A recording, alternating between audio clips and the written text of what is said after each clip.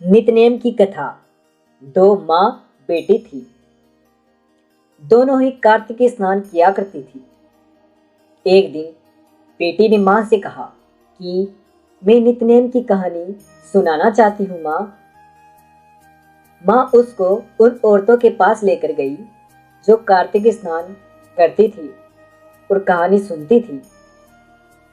औरतों ने उसकी कहानी नहीं सुनी तो माँ ने कहा कि बेटी, यहाँ तेरी कहानी कोई नहीं सुनेगा, तू तेरे ससुराल वालों को ही कहानी सुना देना। अभी तो तू कहानी सुन ले। बड़ी हुई तो बेटी ससुराल गई, लेकिन सास जेठानी ननद उसकी कहानी नहीं सुनती, बहाना बना देती। वह कथा कहे बिना खाना नहीं खाती थी, सो अधिकतर भूखी रहती थी। एक दिन उसकी पड़ोसन से उसका दुख देखा नहीं गया तो उसने कहा कि तू मुझको ही नितनेम की कहानी सुनाकर समय समय पर भोजन कर लिया कर।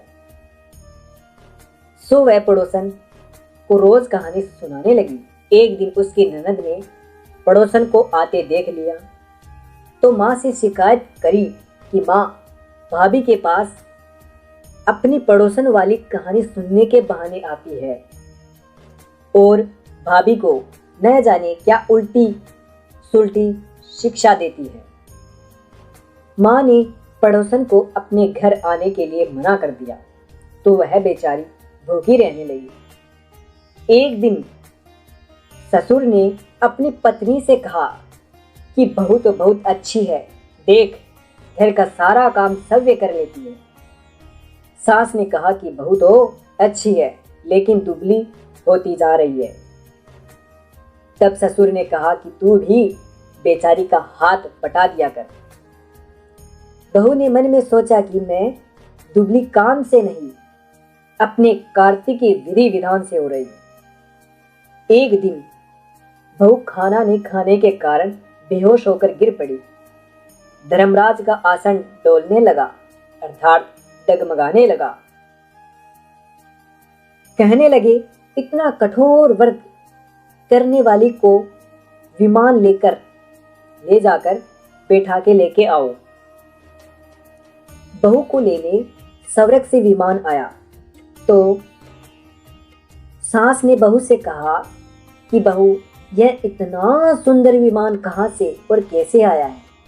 तब बहू ने कहा कि माताजी, यह मेरे कार्तिक के व्रत का प्रताप है कि मुझे लेने भगवान ने स्वर्ग से यह विमान भेजा है और मैं स्वर्ग में जा रही हूँ। सास का भी मन ललचाया और बोली, बहू, मैं भी तेरे साथ चलूंगी। तब उसने कहा कि सासू जी, आपको तो कहानी सुनने की फुर्सत ही नहीं है और पड़ोसन कहानी कहने आती थी, उसको और मना कर दिया। अब आप बताओ कैसे आपको स्वर्ग की प्राप्ति हो सकती है? तब जेठानी ने कहा, देवरानी जी, हमें ले चलो। ननद ने भाभी से बोला, भाभी, हमें तो स्वर्ग की सैर करा लाओ। भाभी ने कहा, ननद जी, तो नहीं तो माँ को पड़ोसन की झूठी शिकायत करके मना लिया और पड़ोसन को आने से मना करवाया था, सो आपको यहीं रहना पड़ेगा। बहू उस पड़ोसन को विमान में बैठाकर जिसने उससे कहानी सुनी थी और उसको स्वर्ग में ले गई। हे नितनेम भगवान,